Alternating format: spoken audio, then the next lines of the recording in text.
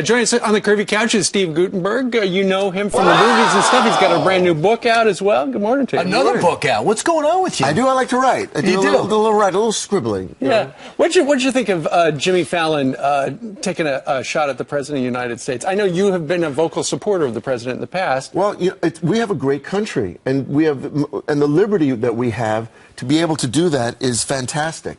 There are so many countries that you can't do that, so I think it's great. There was emphatic support for the president, largely by Hollywood, early on. It seems to have tapered a bit. What's your inside opinion about that? Maybe shifting toward Hillary for 2016? Is it just a shift? I don't really see that. I don't think that it's really shifted at all. I think that everybody supports our president. You know, it's the toughest job in the world, obviously. And, you know, you got to give the guy a lot of credit. I mean, he's got a lot to go up against. Sure, but he's got critics when he does stuff that people don't appreciate. Well, of course, we're always going to have critics. There are critics everywhere, and they're gadflies, and that's what, you know, that's what society's built on. You do something, and everybody has an opinion about it. But, you know, I think we all love our country. And, I mean, not getting into it, because I'm just an actor. I mean, my opinion is just a single guy. But you're an American. You have an opinion. But I do believe that we're all fighting for the same thing. You know, we have real troubles. I mean, we do. If you look at, you know, all the situations going on, we've got a lot to go up against. So, you know, it's important to have bipartisan, but at the same time, we've got to work together. And I think the biggest problem is personal ambition in government is taking over. What we really have to fight for is to make ourselves a great country. Instead of the word service. I say that it should be a service. It almost should be a sacrifice. I'm putting my career on hold to serve. That's what was the original intent of the public service. Right. You know, it's not to get out and then make money. And I think that we've sort of forgotten about that. But also, there's just too much fighting. We've got to sort of come together. It's become uncivil. Right. Yeah, you know, I mean, we really got to, you know, we got to put it together. But I find there'd be less fighting with me if people would just agree with me more.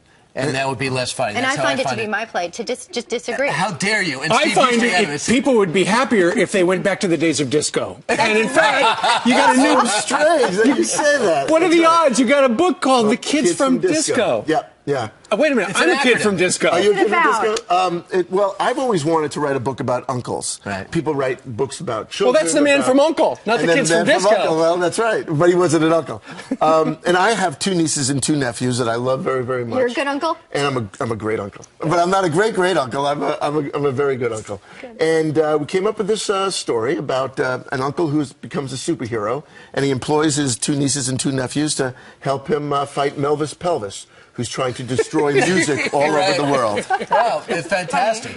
Because not many people fight the pelvis. No, no, you've got to... They're pro-pelvis. Until now. But let me ask you, what are the keys, while you're on this action adventure, you're also saying, what are the keys to being a great uncle? No one ever writes about being a great uncle or a great aunt. Well, you know, the key to being a great uncle is to show the kids that you love their mother or their father, your brother or your sister. I think that's the most important part of being an uncle, is that they see, I have 2 sisters, how much I love my sisters and how you treat your sisters. So they can grow up and be like that too. And at the same time, you know, they come over my apartment and, you know, they can do whatever they want. And, you know, free reign. That is a Guten message. That is a good message. Steve, you know. I just want to bring up one thing, Steve. You said something to Steve Guttenberg, which is so insightful before. It was casual give and take, but it really cut to the heart of the matter. You went up to him. What did you tell him before? Go ahead. Which part? We talked for about an hour.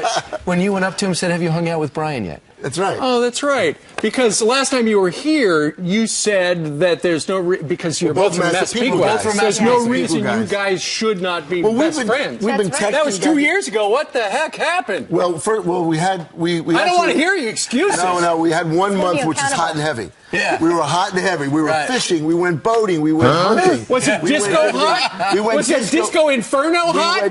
We was disco inferno hot. Hold on.